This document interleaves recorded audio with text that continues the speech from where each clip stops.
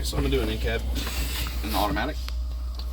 The first thing that's going to happen is that I got to turn the key to the on position. I have to roll down the window. To do the exterior light check, I have to communicate with the examiner. So, we're going to be checking our signals and our lights. So I'm going to do my left signal, my right signal, my four-way flashers, my headlights, which are right here. I'm going to turn them on. And my high beams. Then he's going to go to the back of the truck. We're going to check the same thing. So we're going to do the left signal, the right signal, the four ways, and in the back we check the brake lights. Just give him a press. Now he's going to get in the truck. And before I do anything else, I'm going to put on my seatbelt. I'm going to make sure it's properly mounted. Here, it's not cut, torn, or frayed. It latches and unlatches properly. I'm going to leave it latched. I'm going to let you know that I'm going to do my safe start of the vehicle. But before I do that, I have my window down to check for odd sounds and smells while I perform the rest of my pre-trip. So, safe start is making sure the truck's in neutral, brakes are engaged. I'm going to cover the brake and start the truck. The first thing I have to look at is my oil pressure gauge. Slowly rising. Should be within 30 and 60 psi within 3 to 5 seconds, and it's working properly. The water temperature gauge right above that, I'm watching. It is slowly rising, and I'm going to watch to make sure it doesn't exceed 210 degrees. That would be overheating, so it's working properly. The voltmeter, which can either be in the middle or right here, should be between 12 and 14 volts. It's currently reading 14, so it's working properly. My primary and secondary air gauges are slowly rising, should be between 100 and 120 psi. They are working properly. While I'm on my dash, I'm going to check my left signal indicator is working, and I'm pointing at everything. My right signal indicator, my four-way flashers are working, my high beam indicator is working. Now, I'm just going to start here and go down. I'm going to check my windshield. It's properly mounted and secured. It is not cracked, chipped, or broken. There's no illegal stickers or debris which can obstruct my view. The seal around the windshield is properly mounted, not cut, torn, or frayed. There are no signs of leaking.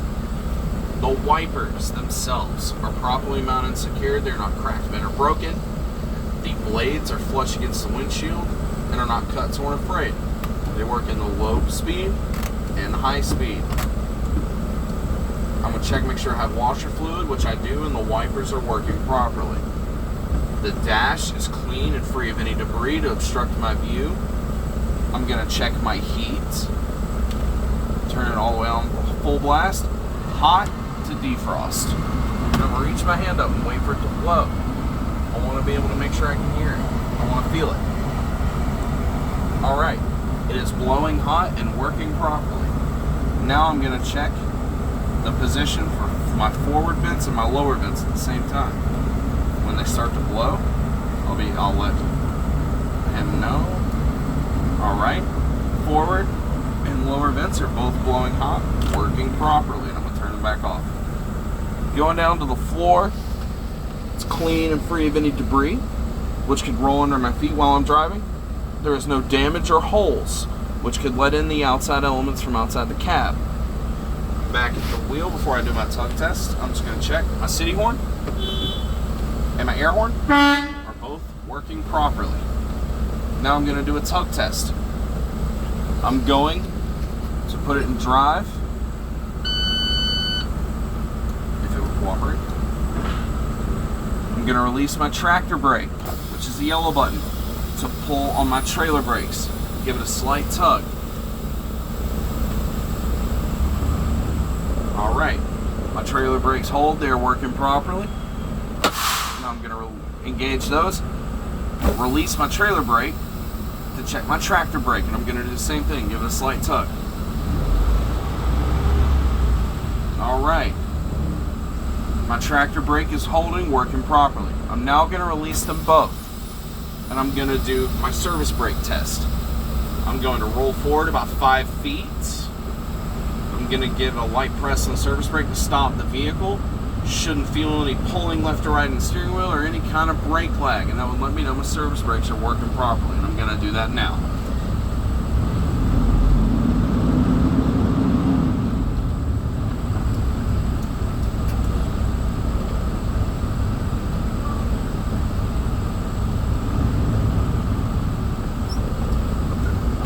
Alright, my surface brakes are working properly.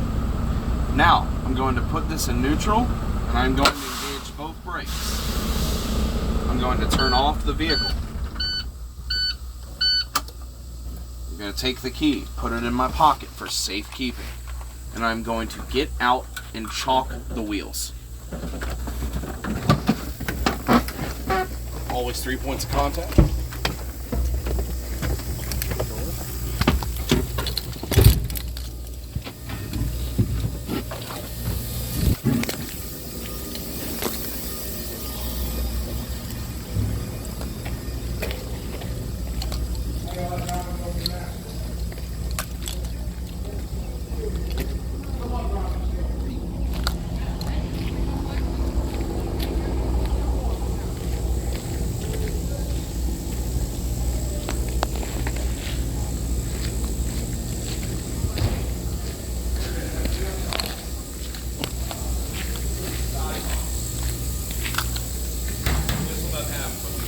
So, when you chalk wheels, I'm going to put one right here in front.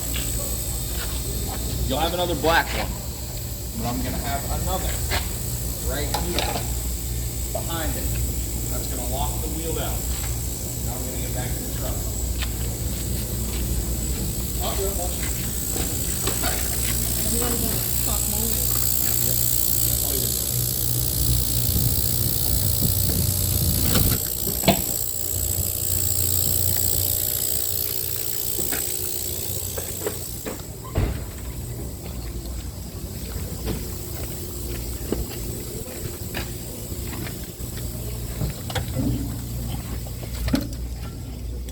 So now that I'm back in the vehicle, I'm going to reconnect my seatbelt. I'm going to take the key, put it back in the ignition. I'm going to turn it to the on position, but I'm not going to start it. My ABS light has come on and gone off, so it is working properly.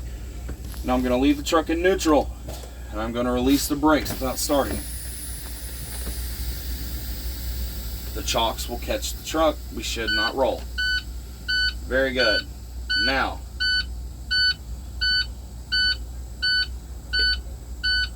given the situation, this happens sometimes. I lost some air pressure.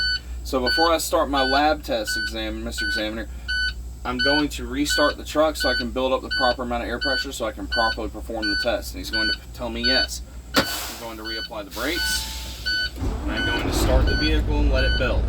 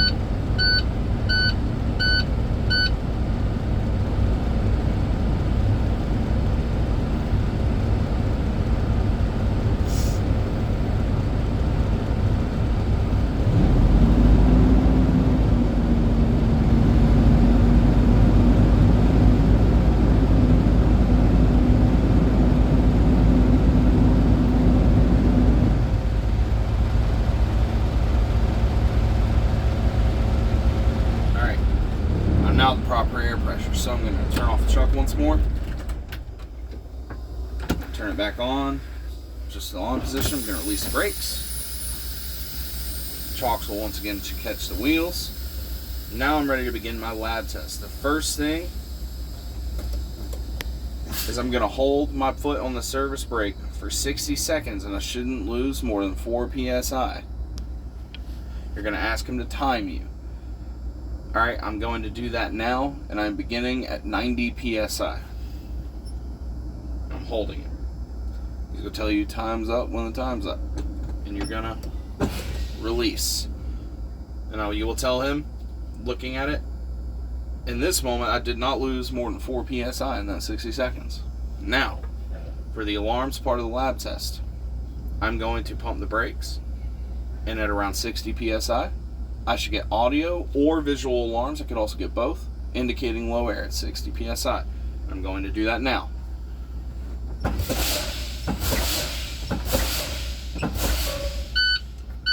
I got audio and visual alarms at 60 psi. I'm now going to continue pumping the brakes.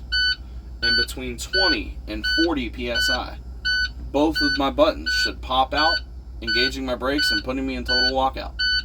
And I'm going to do that now.